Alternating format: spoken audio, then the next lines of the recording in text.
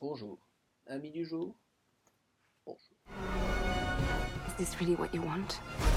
Living in the shadows, hunting, being hunted, always alone. I don't stop to think about it. James Bond est de retour, comme il le promet à chaque fin de générique de ses films, bien entendu. Ici, nous sommes face au grand final, la culmination des précédentes aventures du Bond nouvelle génération, interprété par Daniel Craig. Enfin, je dis dernier, mais il a encore un film sous le coude dans son contrat, mais on dira rien. Spectre, le final, est-il à la hauteur de nos espérances? Je vous en parle tout de suite. Spoiler, non.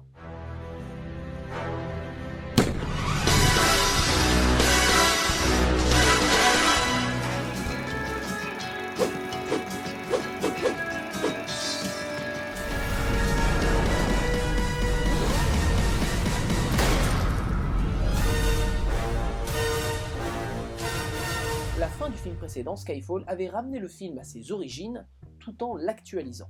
Seulement, nous découvrons aujourd'hui que cela n'était pas fini et que nous revenons malheureusement aux vieux démons de la franchise, à ces vieux clichés. Par cela, j'entends des personnages en une dimension, des seconds rôles inutiles, des méchants vides de substance, et tout un lot de clichés abominables.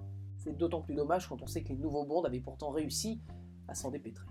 Le premier problème de Spectre, c'est pas vraiment de sa faute, c'est juste le fait qu'il vienne après Skyfall qui a justement fait un peu monter les enjeux d'un Bond. Et on sent bien ici que la production essaye de recréer la même magie, et on y croirait presque, mais non. Mexico City. What were you doing there? I was taking some overdue holiday. Cette magie est tenue en activité encore par deux piliers de la franchise, évidemment Daniel Craig, toujours impeccable en machine à tuer distinguée, et Sam Mendes, metteur en scène du précédent film, qui offre ici encore une fois une mise en scène aussi distinguée que Bond. À titre personnel, je pense que Sam Mendes est l'un des plus grands metteurs en scène aujourd'hui en activité. Cela n'engage que moi. Le prologue du film donne le ton et par là même l'espoir de nous retrouver avec un opus aussi intéressant que ses prédécesseurs, sans compter peut-être Quantum of Solace. Oui. Mais dès la moitié du premier acte, on commence à déchanter. Dans la catégorie les clichés reviennent en force, je demande les femmes faciles. Oui, James Bond a toujours été connu pour objectifier les femmes. Mais ici, dans la nouvelle version Daniel Craig, cela a été amené de manière plus intelligente.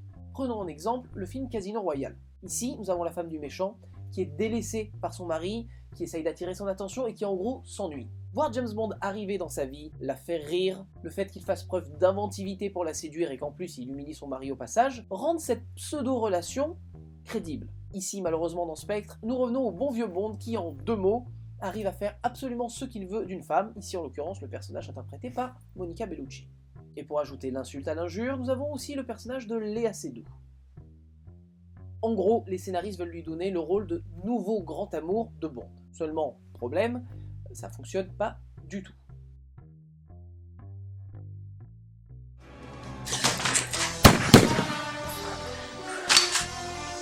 Et maintenant, qu'est-ce qu'on fait? L'idylle entre Bond et Vesper Lynd dans le film Casino Royale, elle, fonctionnait.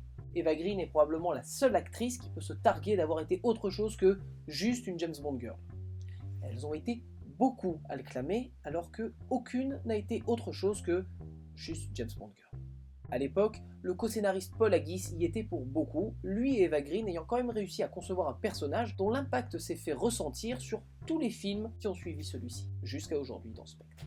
On essaye justement de nous vendre la même relation ici, sans succès car sans aucune finesse. Les scénaristes appliquant plus ou moins les clichés de la James Bond girl pour essayer de faire fonctionner une histoire d'amour. Seulement, on n'a aucun impact émotionnel dans cette relation quand on voit la manière dont cela se déroule. Je crois que Bond a quelque chose pour nos compatriotes, parce que c'est un peu logique quand on sait que la mère de Bond était une Suisse francophone. Il cherche sa mère quelque part. Allô Oedipe? Pensez justement que Skyfall n'avait pas de vraie James Bond girl. En gros, dans le film, c'était M, la James Bond girl. Ça paraît ridicule dit comme ça. Pourtant, souvenez-vous de l'impact émotionnel que vous avez eu pendant ce film. C'était pas plus intéressant? C'est bien la preuve que si on se permet d'ôter à Bond quelques-uns de ses apparats, on peut créer une histoire originale et intéressante tout en restant dans les cadres de la saga. Ce qui concerne le méchant, Disons que déjà que Christophe Waltz devrait changer d'agent, parce que après que Tarantino l'ait sorti en tant que méchant nazi, il a essayé de le sauver du catalogue en le mettant en gentil chasseur de primes dans Django, pourtant c'était trop tard, il a déjà été catalogué. Ici donc casté pour la 257e fois dans le rôle du méchant, Christophe Waltz fait ce qu'il peut, parce qu'il n'a pas beaucoup de matière sur le papier.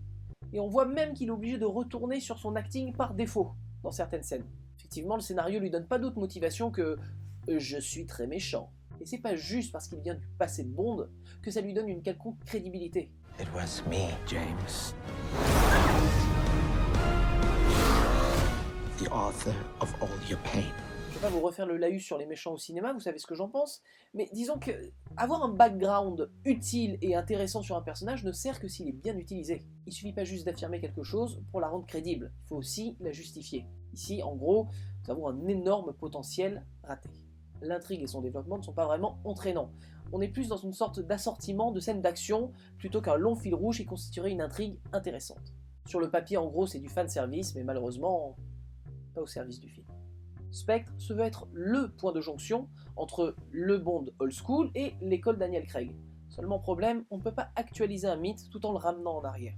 Il est triste de constater que l'évolution amorcée par Casino Royale trouve ici ses limites. Au bout du compte, Spectre loupe le coche qui allait faire définitivement rentrer Bond dans le 21e siècle et prouve, encore une fois, que aussi belle que soit la forme, le fond prévaut toujours.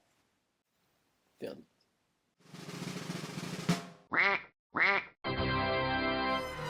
So what's going on, James? They say you're finished. Dans votre DVD Tech, Spectre se rangera près de l'ère Pierce Brosnan, on va dire un truc genre Demain ne meurt jamais, et l'ère Timothy Dalton, Permis de tuer. Sur ce, bonsoir. Amis du soir, bonsoir.